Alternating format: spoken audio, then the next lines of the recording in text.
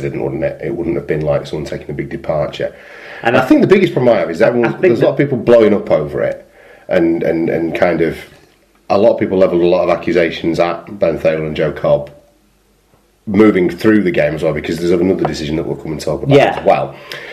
But for me, this isn't anything that needs to be used in an argument about whether or not we do or don't need the video ref. The conversation needs to be about how we define the way in which referrals are made, and also we need to keep in mind that if this was a game that wasn't televised, then this is a try every day of the week. I think that's what. So that's the thing. That's how we need to fix it now.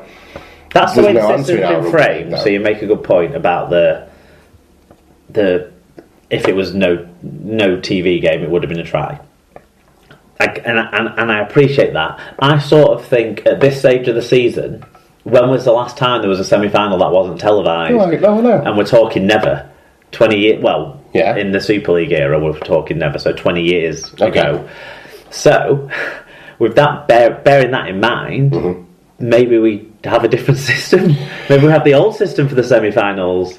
And the thing is, you've got to trust your referees to make decisions, and I like the fact that referees back themselves. And what we've got here with this instance, not so much the Peru no try that we'll come to in a bit.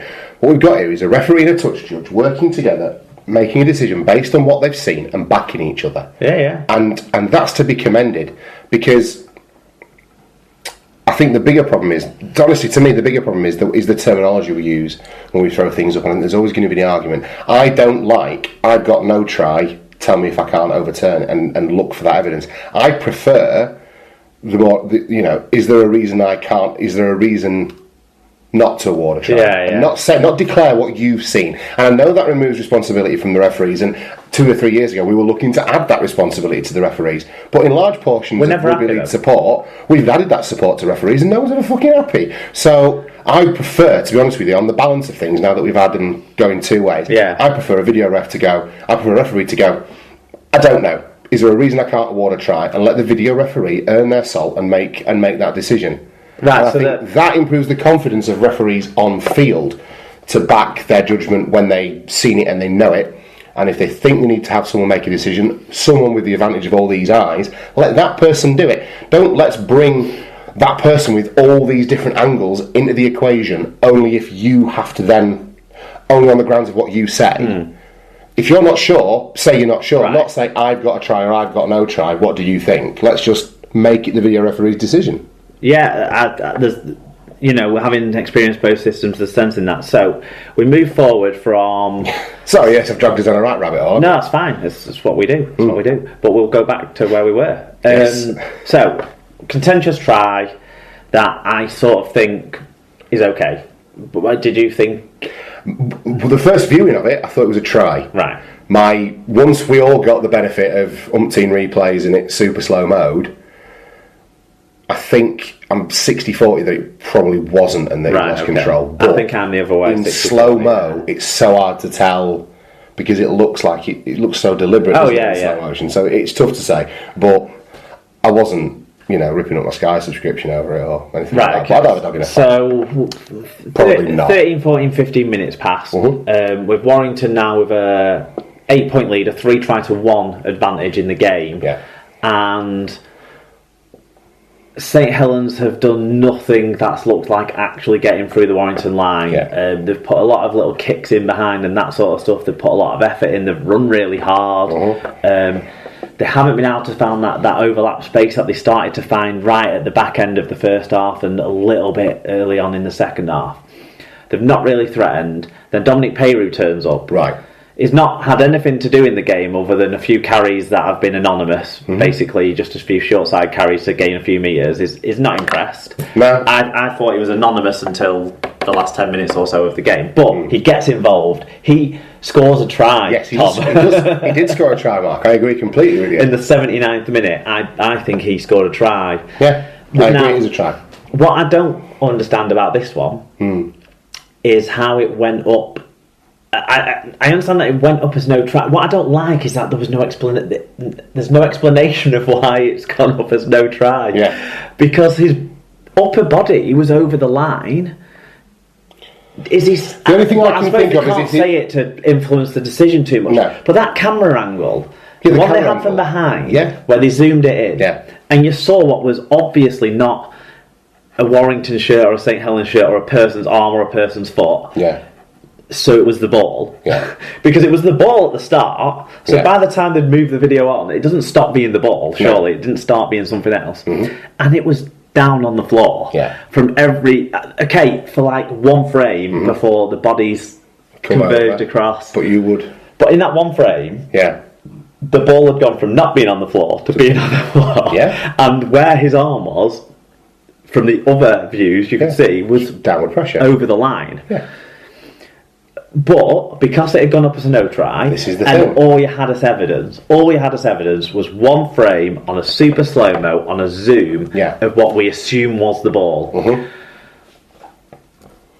And so Joe Cobb, following all the protocol that I've followed all year, said, I can't find enough evidence to overturn the on-field decision. Exactly, and that's the problem. And that's probably I should have probably waited until this to make my point.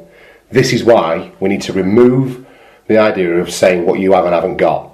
Can you prove me wrong? And say, I don't know.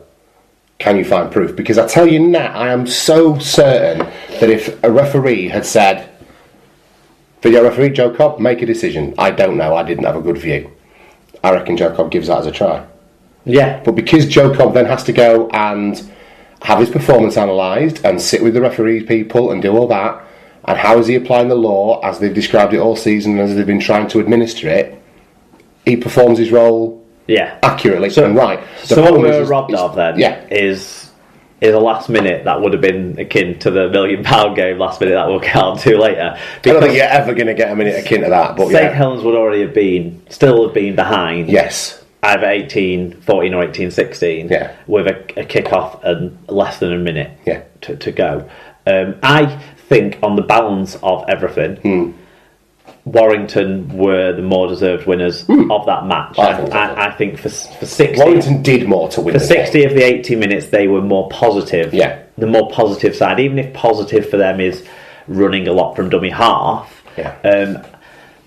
I think there was more intent, there was more direction, and there was more success in them doing what they try to do to win games. I think Saints doing what they try to do to win games were less successful in implementing those plans with the ball than Warrington were. So I think over the 80 minutes, Warrington were the deserved winners. I feel a little bit sorry for St Helens that obviously there'll always be that nagging what if, but at that stage the things that happened 15 minutes before, an hour before, etc., can't be taken into consideration because we don't know how either team would have reacted to those decisions being given differently in that time period. All we know is that St Helens probably should have had an opportunity. That's all it would have been, though. It's not they've not been robbed of the game. They've been robbed inverted commas, because I don't think they've been robbed because the law's been applied properly. Consistently, how it's always been applied all season. No matter what our opinions are, the opinion of that matters is of the video. Oh, look, the law is an ass in this case, but it's been applied exactly how it has all year, so fair play. What they've lost is the opportunity to maybe go for a short kick-off, which they maybe do or don't win. Yeah. And if they don't win that short kick-off, and let's keep in mind it's a high percentage play, game over. Yeah. Because Warrington have a set on their own 40 and... play out time, can kick the ball dead. And that's it. So because Kevin Sinfield wasn't playing for them. Exactly. So there's never an opportunity missed, is there? Hard cheese to St Helens. I think on the balance of play, though, like you say, neither side did enough to warrant losing it in terms of defensive play and structure and things. But Warrington, more positive attacking play saw them through, I would say, on this one. But it was a close one thing. But what do the numbers tell us? Numbers were quite tight, unsurprisingly, for a semi. Wire made slightly more ground, but Saints made their ground at a slightly better metres per carry, helped mostly by the prop forwards, who all four in their rotation, or five if you sort of include the other big men that play within that pack, was exceptional, as it has been most of the year. Saints worked harder in defence, getting more men into the tackles to try and slow Wire down, really, I suppose. But Wire's team tackle success was a bit better. So in both those stats, they evened each other out with the efficiency versus outcome sort of combinations. Errors were even, 10 each, but Saints were a little less disciplined. 6 penalties conceded to 4. It's very close, though.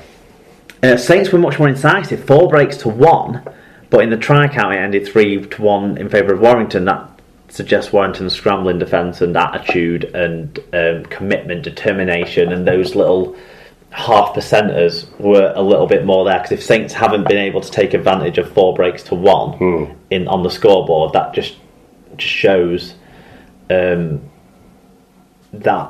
Warrington had more resolve. I would argue, and I think it does also say that, to me, that if Saints have made more breaks, it does say that they've also managed the dummy half running and the speed of the ruck as well quite well in terms of their own defence and looking after Warrington. If Warrington aren't making these breaks from a dummy half. Oh yeah, and as the game went on, St Helens were able strong defensive indicator to manage that more and more and more, and they stopped Darryl Clark, Matty Russell making their 10-12 metres a carry, not necessarily making breaks, but making all those metres. Yeah. What Saints were then doing is their game plan of shifting it and running their big men wide at centres, standoffs, halfbacks, what have you. Yeah.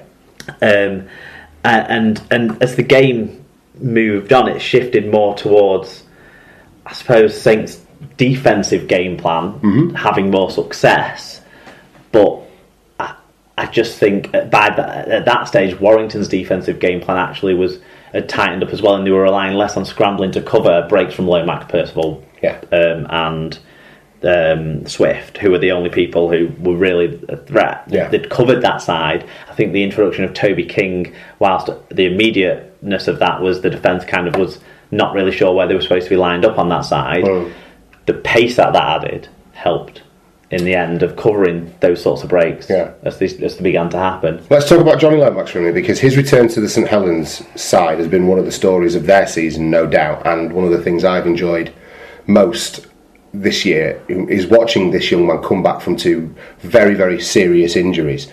And for my money, with the injury to Sam Tompkins now, is there not a case for Johnny Lomax?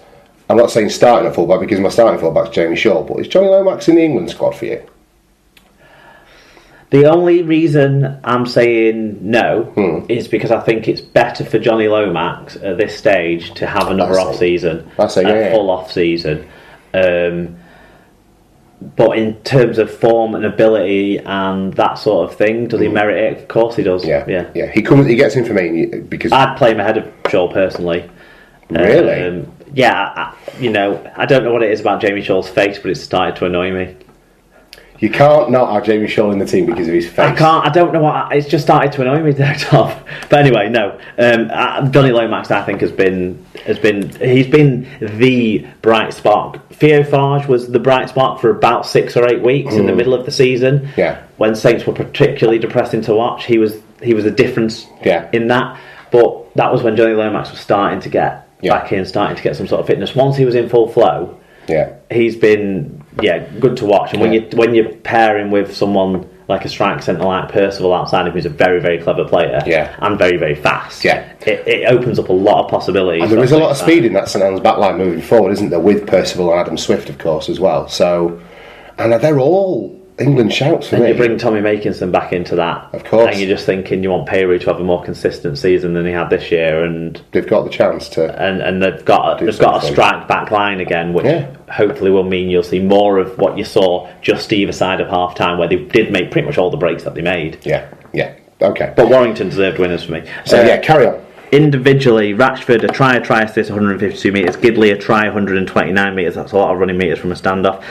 Clark 5 tackles 169 metres, and Westerman 44 tackles 102 metres, so really good effort from him. A couple of good carries that sort of set the platform for scores by just the way he was managing to take defenders in. He's not a big bloke, but he did a really good job of tying up men and getting a quick play of the ball. I think he's very good at that. Johnny Lomax a try 122 metres, Mark Percival 6 tackle busts 123 metres, 2 clean breaks, Adam Swift a try assist 161 metres, and then John Wilkin 58 tackles, no missed tackles in this game. He put himself around, did the old stage there. So good effort rate from John Wilkin. Makes a lot of tackles, doesn't buy a lot of shots. That's my opinion on John Wilkin. There you go. Okay, feedback on this one. Wally Frogmore, excellent display of rugby league. No errors, no penalties, no bad calls from the officials. Best game we've put in